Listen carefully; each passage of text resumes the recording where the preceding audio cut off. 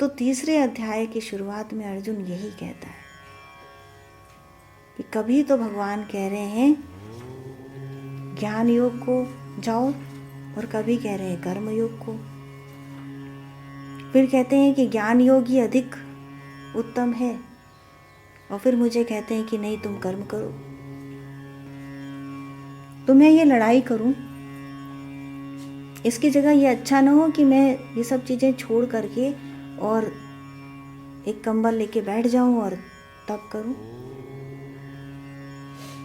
यदि अंत में इन सभी कर्मों का कुछ रिजल्ट नहीं आना कि मुझे इस तरह प्रयास करना है कि ये कर्म अकर्म में परिवर्तित हो जाए, कि कर्म का कोई फल ना निकले, कर्ता भाव से मैं रहित हो जाऊं, यदि यही सब करना है तो मैं अभी क्यों ना छोड़ दूं? ये प्रश्न उठा कभी मन में?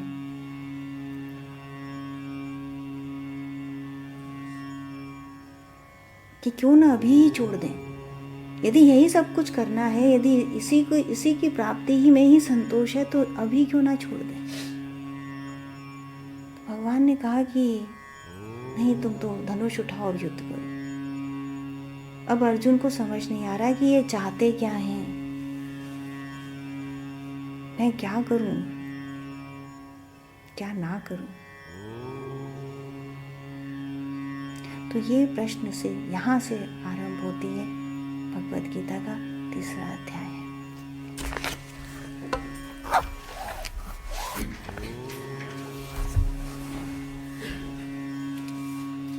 ओम श्री परमात्मने नमः। अथ तृतीयोऽध्यायः। अर्जुन उवाच जायसी चेत् कर्मणस्ते मता बुद्धिर्जनार्दन तत्किं कर्मणि घोरे मां नियोजयसि केशव। व्यामिश्रेणेव वाक्येन बुद्धिं मोहयसीव मे तदेकं वद निश्चित्य येन श्रेयोऽहमाप्नुयाम्। ये दो श्लोक अर्जुन के प्रश्न हैं।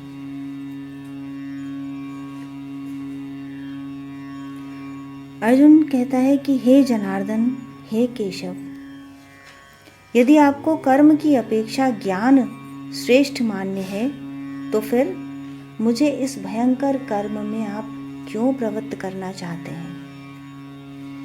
अपने मिले हुए वचनों से, मिश्रित वचनों से मेरी बुद्धि को आप मोहित कर रहे हैं। इसलिए इस एक बात को निश्चित करके कहिए कि मैं क्या करूं।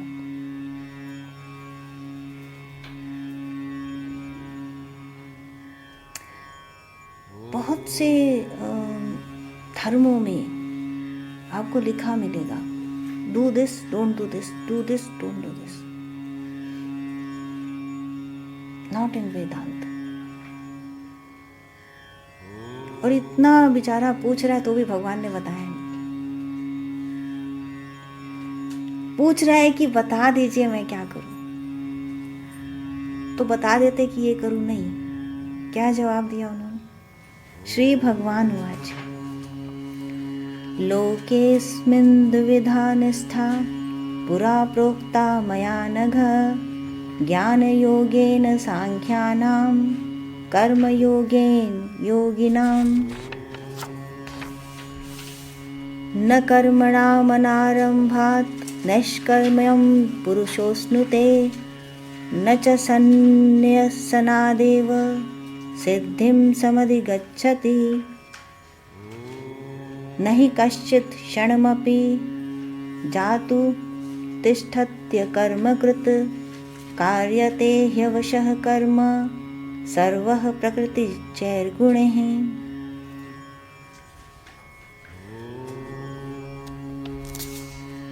तो अर्जुन का प्रश्न क्या था कि ज्ञान आप श्रेष्ठ बता रहे हैं तो मुझे इस भयंकर कर्म में क्यों लगा रहे हैं? तो एक बात बताइए भगवान। अब वह क्या कह रहे हैं कि कर्म के बिना तो कोई क्षण भर भी नहीं रह सकता और प्रकृति के गुणों के कारण ही गुण में बरत रहे हैं। और मैंने 2 प्रकार की निष्ठाएं बताई, 2 प्रकार के साधन बताए, उनकी परिपक्वता बताई 2 प्रकार की, ज्ञान योग और कर्म योग। तो कर्म योगियों के लिए कर्म योग और जो सांख्य योगी हैं उनके लिए ज्ञान योग। पर कर्म तो बंधन का कारण है। आगे भगवान बताते हैं कि कर्म से बंधन उत्पन्न होता है। तो कर्म से बंधन उत्पन्न होता है, तो कर्म करके हम इससे निष्काम कैसे हो जाएंगे, इससे बाहर कैसे आ जाएंगे। तो अब एक नटशेल में ये चैप्टर क्या कह रहा है इसको देख लेते हैं कि इसमें हम क्या जानने वाले हैं।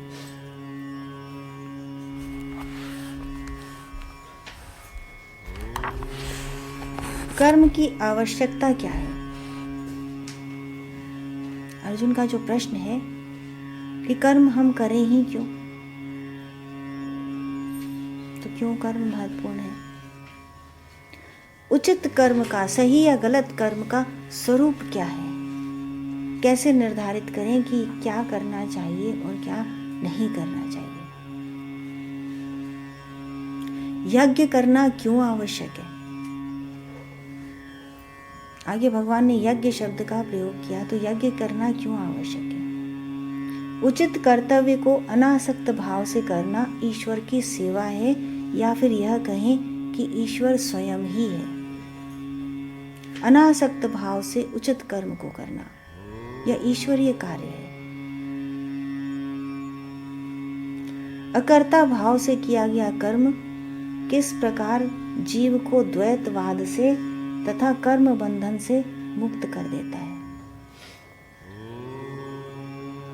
एक बार कहा जाता है कि कर्म बंधन करता है, फिर कहा जाता है कि कर्म के माध्यम से ही तुम कर्म से ऊपर आओगे। तो ये कैसे होता है। गुरु तथा साधना के प्रति उचित भाव क्या होना चाहिए। काम पर नियंत्रण। इच्छा और क्रोध एक ही सिक्के के 2 पहलू हैं और दोनों काम के अंदर आते हैं। तो उन पर कैसे नियंत्रण करना चाहिए और क्यों। इच्छा से किए गए कर्म से बंधन किस प्रकार जनित हो जाता है। ज्ञानवान तथा भगवान सभी को कर्म करना आवश्यक है। अज्ञानी व भगवान ज्ञानवान के लक्षण। अज्ञानी के लक्षण क्या हैं और ज्ञानवान के लक्षण क्या हैं, यह सब हम इस अध्याय में देखते हैं। तो एक अध्याय का प्रारूप बता देने से आप उसके लिए तैयार हो जाएंगे कि हमें क्या सीखना है, क्या जानना है। भगवत गीता, जैसा कि बार बार हम इस बारे में बात कर चुके कि योग शास्त्र है, प्रयोगात्मक है, कि थोड़ा पढ़िए, समझिए और उसे व्यवहार में उतारिए। चिंतन, मनन और फिर ध्यान, यह तरीका है जानने का। निधिध्यासन। केवल पढ़ लेने से, केवल याद कर लेने से, केवल व्याकरण जान लेने से कोई अर्थ नहीं निकलेगा। जब तक उसको गुणेंगे नहीं, जब तक उसे व्यवहार में नहीं उतारेंगे और जब तक उसे ध्यान के द्वारा जानेंगे नहीं, तब तक पाएंगे नहीं।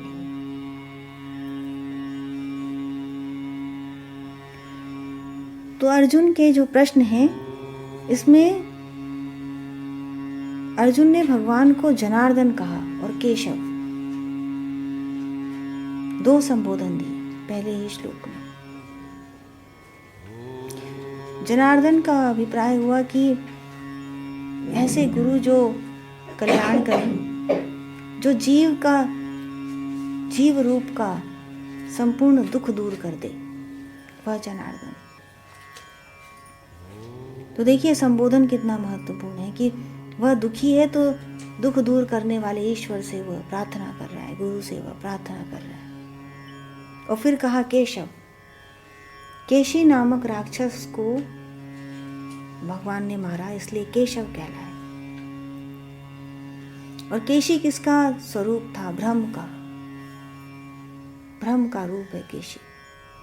तो जो भ्रम दूर कर दे वह केशव। तो यहां अर्जुन ने यह माना कि वह भ्रम में है, वह दुख में है।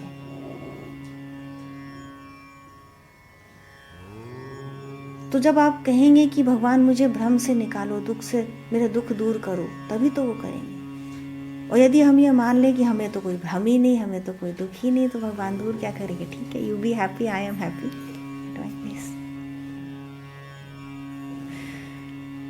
पर ऐसा है नहीं ना। तो बहुत लाइव एग्जाम्पल मेरे सामने आए इन दिनों। एक मैं बच्चों की क्लास में जो यंग वर्कशॉप थी, यूथ की जो वर्कशॉप थी उसमें, और एक उसके बाद। तो यूथ वर्कशॉप में एक बच्ची ने मुझसे कहा कि मेरा एक जनरल क्वेश्चन था कि do you believe in God? तो उसने कहा कि मैं यूँ तो भगवान पे विश्वास करती हूँ और पूजा भी करती हूँ, लेकिन जब वो कोई बात मेरी नहीं सुनता तो मैं विश्वास नहीं करती, तब मैं पूजा भी नहीं करती और तब मैं नहीं मानती हूँ। बच्चा है, बच्चे की बातें ऐसे ही होती। तो मैंने कहा क्यों? तो बोली कि जब मैं इतनी तो मैंने कहा ऐसा क्यों करती हो? तो बोली मैं इतनी पूजा करती हूँ और फिर भी मेरी बात नहीं माने, ये कैसे हो सकता है? मैं कितनी देर पूजा करती है तुम्हें इतना टाइम कैसे मिल जाता है? आंटी मैं 15 मिनट पूजा करती हूँ रोज। That's good. और तुम्हारी क्या बात नहीं मानी भगवान ने? होती है बहुत सी बातें आंटी जो बीच बीच में नहीं मानते हैं भगवान। अच्छा, बट तुम्हारे पास फैमिली है, लविंग, यस, घर है, यस, पहनने को कपड़े हैं बढ़िया, सारी डिमांड्स पूरी करते हैं पेरेंट्स, जैसा कि अच्छे सब अच्छे घरों में होता है। वेल ऑफ गर्ल थी।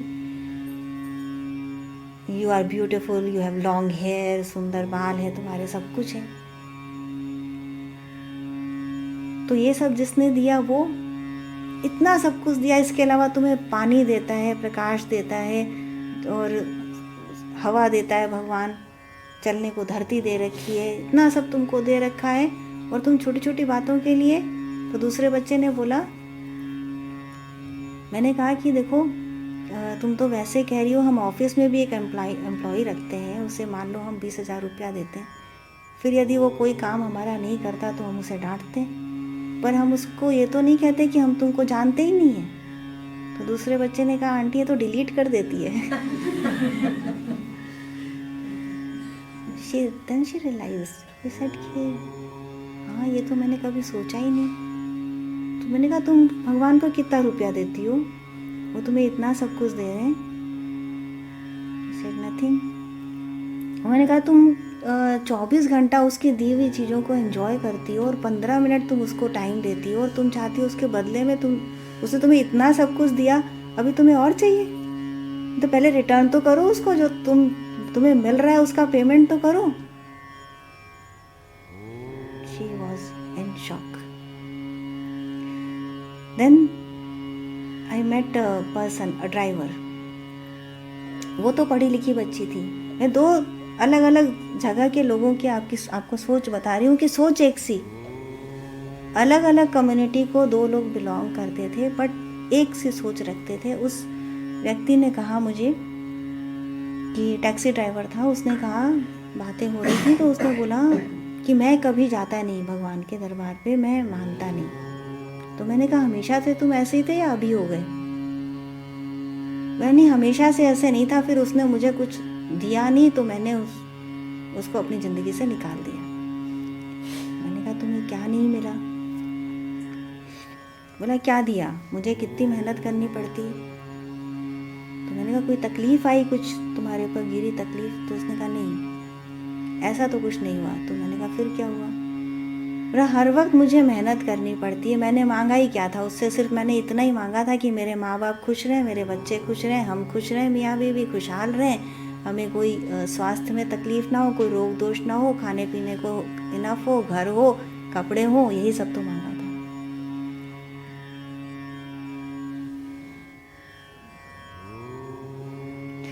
उसे मैंने समझाने की कोशिश नहीं की। तो ईश्वर को अपनी जिंदगी से निकाल देता है आदमी, बिना ये सोचे समझे कि वो क्या दे रहा है, और बिना ये जाने हुए कि हम दुख में हैं, हम भ्रम में हैं, तो हमें उस जनार्दन, उस केशव की आवश्यकता है। पर अर्जुन ने ये जाना, अर्जुन ने ये माना, और तब उसने दुख दूर करने के लिए भगवान से हाथ जोड़े और कहा कि मेरा दुख दूर कर। तो एक तो ये कि ऐसा कोई व्यक्ति बैठा नहीं, ऐसा कोई गॉड बैठा नहीं है ऊपर जो लिख रहा है, जो देख रहा है आपको, नहीं।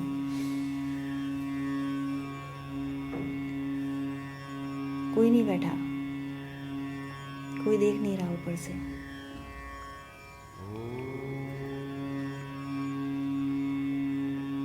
शॉकिंग तो नहीं लगा?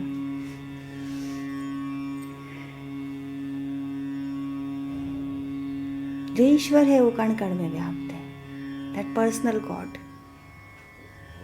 वो हर जगह है, और उसको आप ही बनाते हो। जैसे अभी आपने जीव सृष्टि का निर्माण किया, वैसे ही आप उस ईश्वर का भी निर्माण कर रहे हो, उस कर्म और उस यज्ञ के द्वारा जिसे आप करते हो या नहीं करते हो, और फिर कहते हो कि मुझे दुख मिला।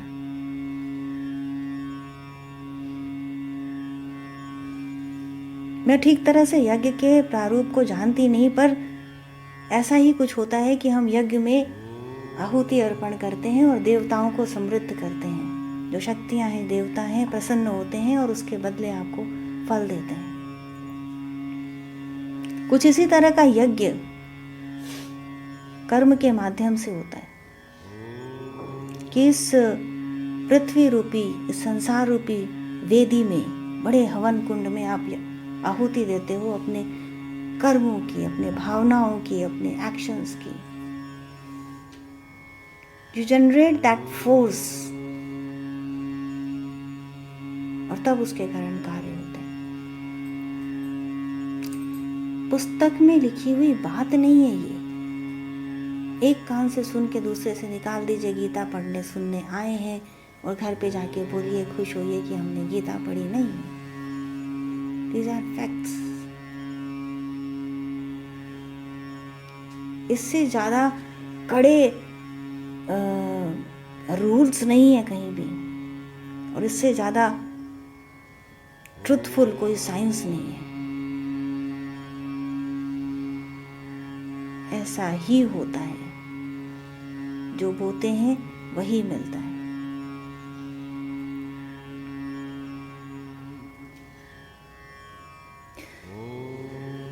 तो ये कहना कि अभी हमें दुख हुआ, इसका कारण क्या था, हमने क्या गलत किया। 5 मिनट की पिक्चर देख करके एंड पे नहीं पहुंचा जा सकता। पूरी देखते हैं कि नहीं, सीरियल आते रहते हैं, तो अभी बीच में आपने एक एपिसोड देखा तो पहले के 10 एपिसोड में क्या हुआ जानना जरूरी है कि नहीं?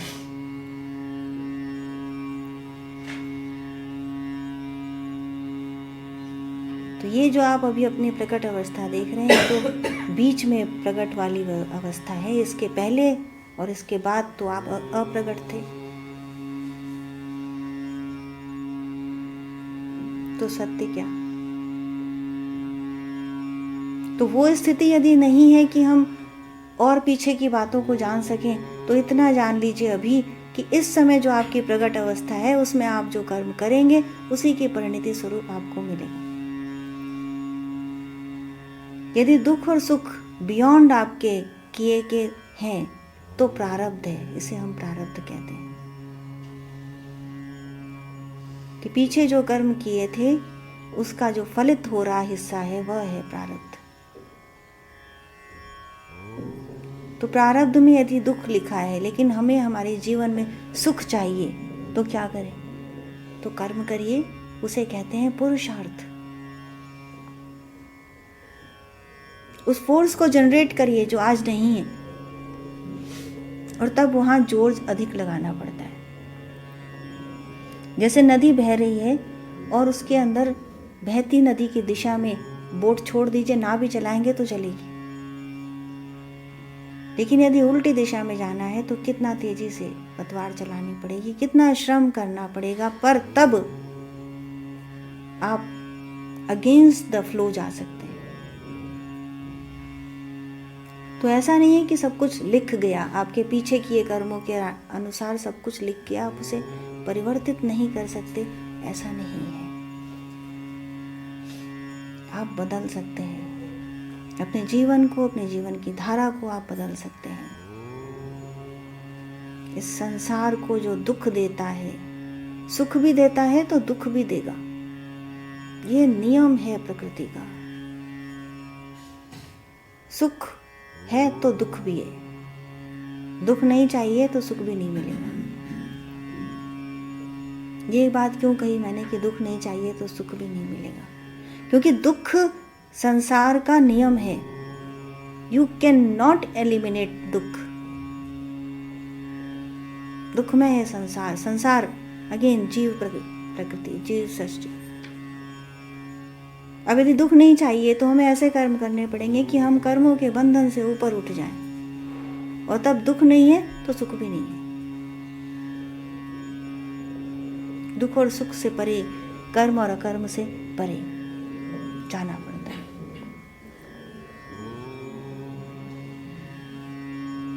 तो कर्म से ही इस कर्मों के बंधन को काटा जाता है।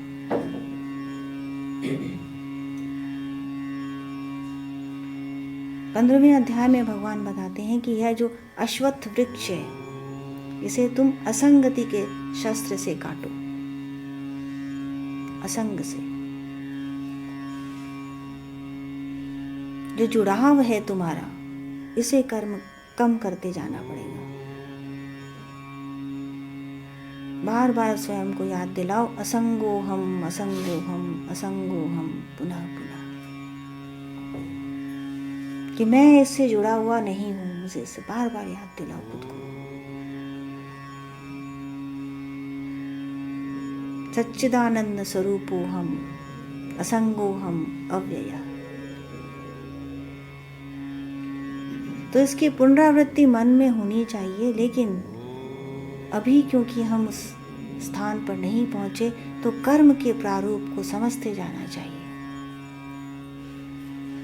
यही उत्तर दिया भगवान ने कि जो सांख्य योग है, जो ज्ञान योग है, वह ज्ञानियों के लिए है, जो वहां पहुंच गया है। और जिसने अभी आरंभ किया है चलना, वह कर्म योग। क्योंकि जो ज्ञानी हो गया है वह तो जानता है कि कर्म करना ही है, लेकिन उसके द्वारा किए गए कर्म से फल उत्पन्न नहीं होता, क्योंकि वह कर्म को इस प्रकार करता है कि जैसे यह ईश्वरीय कार्य है। तो स्वतः होते चले जाते हैं कर्म, उसमें कर्ता भाव नहीं होता। तो अच्छा करे या बुरा, थोड़े समझ में कम आने वाला विज्ञान है यह। इस नीचे से देखेंगे तो समझ में कम आएगा। कि अब वो चाहे कसाई है, लेकिन वह भी गीता सुना सकता है, व्याग गीता एक फेमस। लेकिन जानवरों को काट रहा है, लेकिन फिर भी वह क्या है? रियलाइज्ड पर्सन है।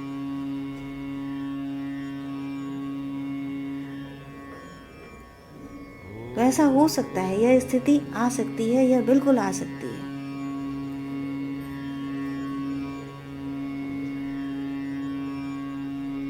क्रिया बताते हुए योगीराज यही कहते हैं कि यह स्थिति आ सकती है और तुम इसी जन्म में उसे पा सकते हो। लेकिन वह करो जो मैं कह रहा हूं। तुम लोगों के कूटस्थ के भीतर मैं सर्वदा हूँ। क्रिया करो और क्रिया की परावस्था में रहो, इससे अधिक कुछ नहीं।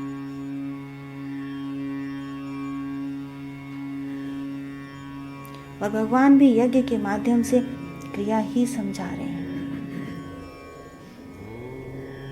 पर केवल हम सांसों को साधें और हाथों से गलत काम करें, नो।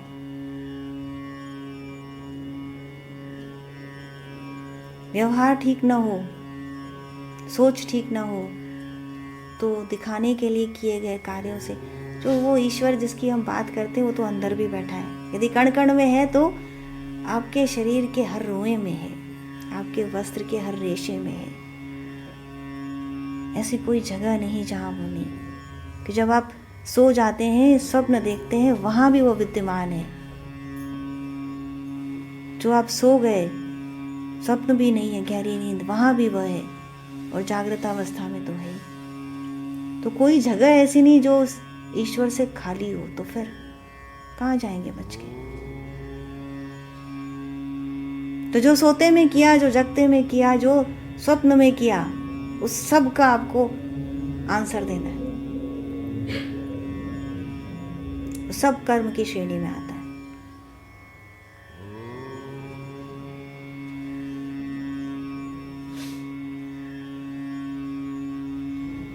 तो परमार्थ भाव लाएं।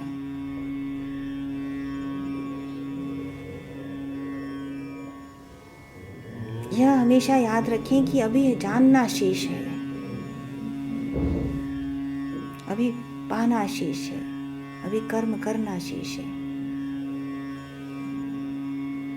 पर क्या मांगे ईश्वर से, हम गुरु से हम क्या मांगे, हमें किसकी प्रार्थना करनी चाहिए, यह सब जानने के लिए हम फिर से तीसरा अध्याय आरंभ कर रहे हैं। तो आज के लिए इतना काफी है। ध्यान करें, उसे समझने का प्रयास करें, और समझ में ना आए तो समर्पण कर दें कि आप ही हमें ज्ञान दो। अपने भाव को, अपने जो आंतरिक भाव है उनको संयत रखें, उसमें मलिनता नहीं आनी चाहिए। तब आप देखेंगे कि शनि शनि शनि शनि बढ़ते जाएंगे, प्रकाश बढ़ता जाएगा, और एक दिन अंधकार पूरी तरह मिट जाएगा।